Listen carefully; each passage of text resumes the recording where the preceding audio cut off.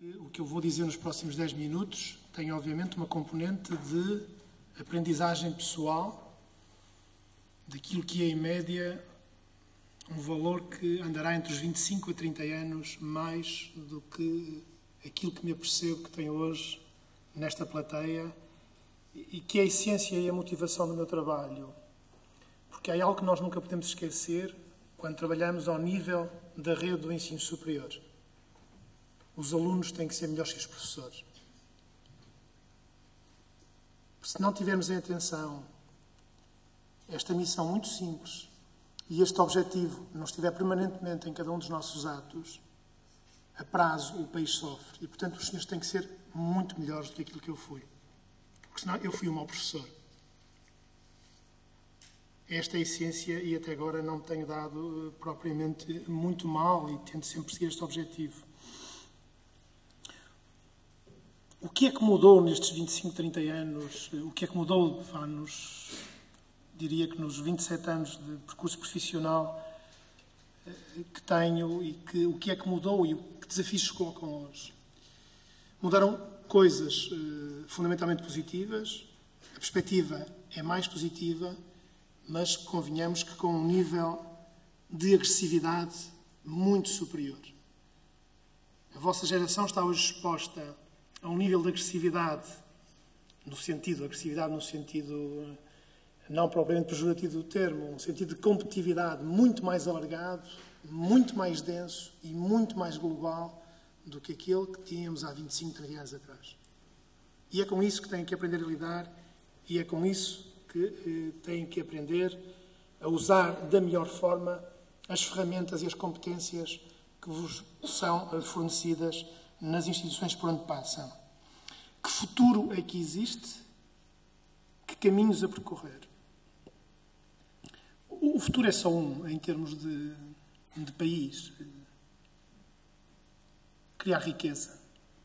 Aqui em Portugal, face àquilo que é a dimensão do país, a sua organização e a distribuição dos recursos naturais que existem no país, e vamos admitir que o recurso natural turismo bem organizado resolve alguns entre 10% a 12% do problema da criação de riqueza no país, esta fileira, este setor, os outros 90% têm aparentemente que advir de algo que também é bem focalizado e bem distinto. A capacidade de o país criar riqueza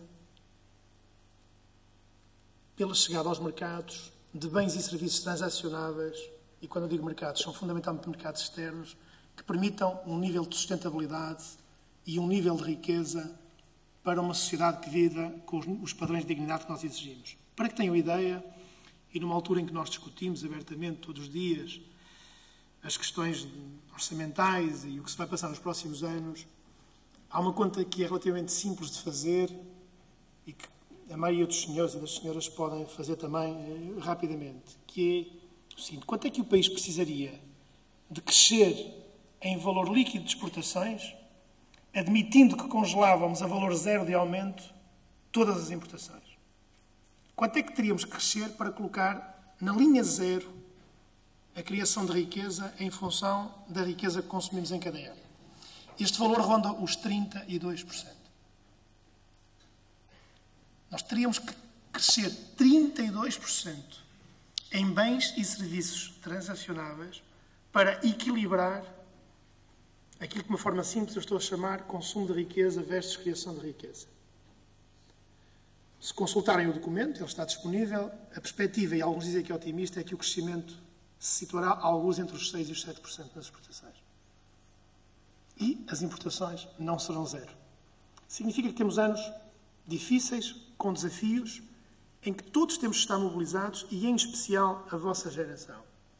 Porque significa que, para a maioria das pessoas que eu tenho na minha frente, vai depender muito da vossa capacidade e da vossa iniciativa pessoal e do vosso envolvimento pessoal, a capacidade ou a incapacidade que o país vai ter de criar padrões de riqueza aceitáveis. E esta é uma função de que nem ninguém, nenhum de nós se pode demitir. Devo-lhes dizer que Hoje, os seus têm a vida facilitada. É mais simples do que era quando um jovem nos anos 80, acreditando que a segurança alimentar ia ser um problema de futuro nos anos 90 em Portugal, decidiu, com mais 2 colegas loucos, criar aquilo que foi a prazo o maior laboratório da Península Ibérica e é hoje parte integrante da maior rede mundial deste setor. E só o digo porque não tem nada a ver com isso. Nunca ninguém me arrancou uma palavra enquanto tive alguma coisa a ver com esse setor ou interesses pessoais nessa área. Também é muito divertido, acreditem, ajudar a criar riqueza para outrem quando conseguimos participar na criação dessa riqueza de forma digna e de forma ativa. E isso foi possível. E tudo isto era possível com pouquíssimos instrumentos disponíveis. Hoje o que não falta, e hoje o que não faltam, são instrumentos de apoio à promoção da atividade empreendedora e à promoção de novas atividades empresariais. De tal forma que eu deixo aqui uma crítica. Tenho assistido com muita preocupação ao decréscimo acentuado de qualidade da maioria das propostas que chegam aos concursos de ideias que pululam pelo país inteiro. Muitos dos senhores e das senhoras, com apenas mais 2 ou 3 anos, estão a transformar-se não em futuros empresários, mas a descobrir uma nova atividade que é ganhar prémios em concursos de ideias. E isso, meus caros, isso é consumo de riqueza, isso não é produção de riqueza. Outra crítica que deixo, e na qual, e para mim é uma surpresa, e uma surpresa grande, pelas responsabilidades que tive, em 2003, 2004, os concursos de capital de semente à escala nacional, eu acreditei e acredito muito que uma futura realidade e uma nova classe empresarial com uma maior qualificação académica é e será a base da grande ruptura positiva que o país precisa. E esta nova classe empresarial impõe-nos a própria lei da vida. Se fizermos uma conferência daqui por 20 anos neste local, todos teremos mais 20 anos. É a lei da vida que impõe isso mesmo. E esta lei impõe uma renovação do tecido empresarial. E essa renovação é feita pela vossa geração. E eu acreditava e acredito que uma geração com maior qualificação académica, com aquilo que explicou e muito bem a ser a Presidente do IPP, com a necessidade de uma maior qualificação dos recursos humanos em Portugal e, naturalmente, de uma maior formação académica dos empresários, seria a base do grande ponto de ruptura. O que é que eu reparo nas muitas centenas de novas empresas que conheço? Muitos dos vícios, muitos dos anacronismos da anterior classe empresarial, onde até há imensos casos de sucesso e gente muito boa, continuam em pessoas da vossa idade. Os seus continuam muito fechados ao mundo externo. Os seus continuam a achar que podem fazer uma empresa para vender coisas no Porto ou vender coisas em Portugal. E isso, meus senhores, é um drama. A grande oportunidade que existe para a vossa geração é que as tecnologias de informação e comunicação revolucionaram e alteraram completamente a relação de 2 coisas que eram muito distintas. A capacidade de criar riqueza e a noção da sua proximidade. Quem melhor percebeu isto em Portugal, nos anos 80, foi a banca. Disse-se que até percebeu muito bem mais nos últimos anos. Mas isso é um problema que não é aqui discutido hoje. Esta oportunidade existe, mas existe a uma escala muito mais global. E os senhores vão ter que estar preparados, não para esperarem a oportunidade no local onde estão, mas para estarem atentos à oportunidade onde ela existe, esteja ela onde estiver. E aqui deixo esta crítica. Termino com algumas notas sobre aquilo que existe, sobre aquilo que são condições necessárias, mas que estão longe de ser condições suficientes. E falo no eixo regional, porque estamos aqui no Porto. Do ponto de vista de estrutura pública de rede universitária, o eixo da Universidade de Aveiro, Porto Braga, completado na parte interior com a UTAD, é um eixo que eu diria que o erário público e o esforço público têm aqui uma oferta bastante aceitável a este nível e que, mesmo para padrões de fora do país, não é vergonha. Se somarmos a isto o eixo da rede dos Institutos Politécnicos Públicos, de que se destaca naturalmente o Instituto Politécnico do Porto, e destaca-se muito, e destaca-se bem, com uma vertente mais a norte, no Instituto Politécnico de Viana do Castelo, e mais no interior, Instituto Politécnico de Bragança, em termos de região norte, também não nos parece que seja por aqui que a corda parte. Temos a Universidade Católica no ensino concordatário e uma outra instituição do ensino superior privado, lembro-me da Luzia, ou de uma própria, ou nas áreas mais específicas da saúde, um outro caso. A oferta formativa é, por vezes, até redundante em alguns pontos. Por vezes até, dir-se-ia, e não falo disso, um pouco pulverizada. O importante é como é que esta estrutura aborda hoje as 3 dimensões essenciais da sua atividade. Aborda uma bem e cada vez melhor. A dimensão da formação. A formação que os senhores recebem em média é melhor que aquela que eu recebi. Tenham noção de que hoje as oportunidades de acesso ao conhecimento que têm são distintas daquelas que eu tive e, portanto, são melhores. As instituições também percebem que a criação de conhecimento é uma base fundamental. E aqui, claramente, distingue-se o eixo mais litoral. O eixo Braga, Porto, Aveiro, no Porto, incluindo, obviamente, o Politécnico e a Universidade do Porto, a Universidade do Minho e a Universidade de Aveiro, são uma base que representam, não sei se têm ideia disto, quase 60% do conhecimento que é gerado em Portugal neste momento. Portanto, tem aqui uma enorme oportunidade de base de conhecimento. E estas instituições encaram hoje, cada vez mais, a terceira dimensão da sua atividade, a relação com o tecido económico. E é aqui que tudo pode fazer a diferença.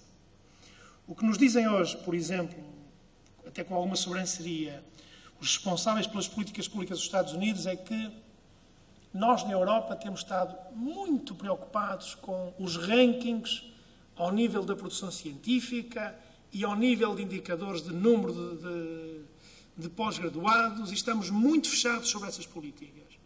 Quando essas políticas são decisivas e são importantes, mas hoje o que conta em cada ponto do mundo é a capacidade deste I mais D mais I ser transformado em criação de riqueza efetiva, em produtos, bens e serviços que chegam ao mercado e que criam riqueza para uma região, para um país.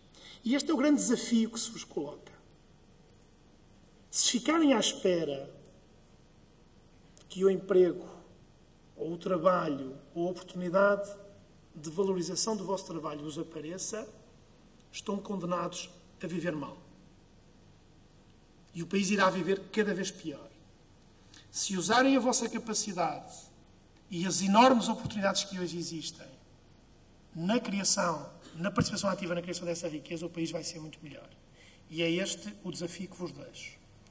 Com uma nuance, as políticas públicas têm que ser orientadas para focalizar o pouco dinheiro que temos livre nessa ajuda.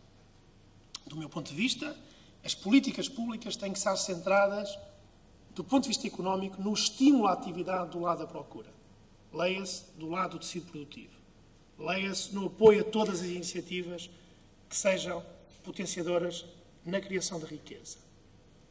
E, portanto, há disponibilidade, há pessoas, há muita gente no ensino superior, nas universidades, nos institutos politécnicos, disponível, completamente disponível para ajudar, para participar no estímulo dos jovens à criação de riqueza, mas a questão do primeiro emprego, nos moldes tradicionais, desapareceu por completo.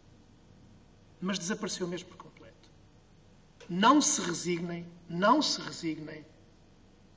a aspirar a ser trabalhadores por conta de outrem. Se calhar a maioria mal pagos a vida toda, alguns se calhar um pouco menos mal pagos, mas daí não passarão. Aspirem a ter um país melhor e a ser agentes ativos na criação da riqueza. Porque isso, garanto-vos, faz cada um dos senhores e cada uma das senhoras, a prazo, ser mais feliz consigo próprio e mais feliz com o país onde vive e mais feliz com a sociedade que o rodeia. E é esta a missão pela qual eu aceitei, ao fim de 8 anos de ausência, voltar a tempo inteiro e sem mais nenhum interesse que não seja esta atividade, a um lugar de relação da Universidade do Porto com o tecido económico. Muito obrigado, Sr. Presidente. Muito obrigado.